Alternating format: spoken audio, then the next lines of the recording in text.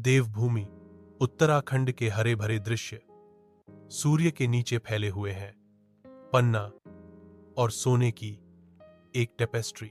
पहाड़ियों के बीच प्राचीन बैरासकुंड महादेव मंदिर मौन निगरानी में खड़ा है, जो समय और विश्वास का प्रमाण है। दूर से चमोली जिला खुलता है। हर पत्थर देवताओं और किंवदंतियों की कहानियों को फुसफुसाता है। कथावाचक की आवाज घाटियों में गूंजती है। देवभूमि उत्तराखंड, जहां हर पत्थर, हर नदी और हर घाटी एक पौराणिक कथा समेटे हुए है। हर नदी कहानियों के साथ बहती है, हर घाटी रहस्यों को पालती है। इस भूमि में जो दिव्य द्वारा धन्य है, प्राचीन पत्थर की मूर्तियों की दयालु दृष्टि के तहत भक्त मंदिर के मैदानों में श्रद्धा से घूमते हैं। पवित्र वायु पुजारियों के गुंजयमान मंत्रों से कंपन करती है।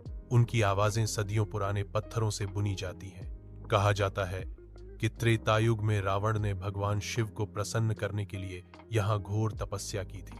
रावण की भक्ति समय के माध्यम से गूंजती है, जो विश्वास और तपस्या का प्रमाण है। प्राचीन कहानियों की फुसफुसाहट हवा में बनी हुई है, जो धूप की खुशबू और प्रार्थनाओं की फुसफुसाहट पर टिकी हुई है। मंदिर भक्ति का मूक गवाह है।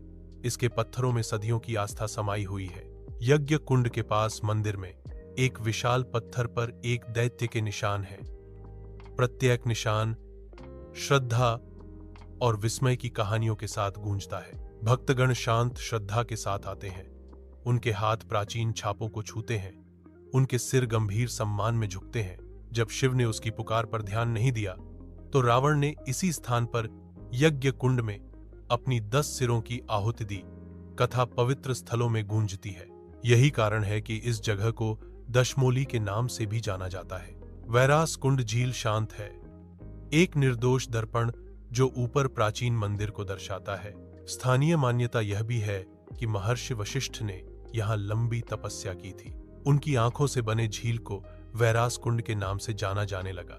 कथावाचक जारी रखता है, उसके शब्द एक स्पष्ट तस्वीर बनाते हैं। दुश्मनों के आंसुओं से बना एक तालाब। वैरास कुंड का नाम युगों युगों तक गूंजता है, दुहक से पवित्रता में बदल गया। मंदिर के गर्भगृह में शिवलिंग एक दिव्य आभा बिखेरता है, जो सदियों की भक्ति का प्रमाण है। नवग्रह सूर्य, गणेश, दुर्गा और वीरभद्र मौन प्रहरी के रूप में खड़े हैं। उनके रूप श्रद्धा की कोमल आभा से प्रकाशित हैं। श्रद्धालुगण गंभीर श्रद्धा में एकत्रित होते हैं। उनके हाथ शिवलिंग पर पवित्र जल डालते हैं, जो शुद्धि और भक्ति का एक अनुष्ठान है। आज शिवलिंग के साथ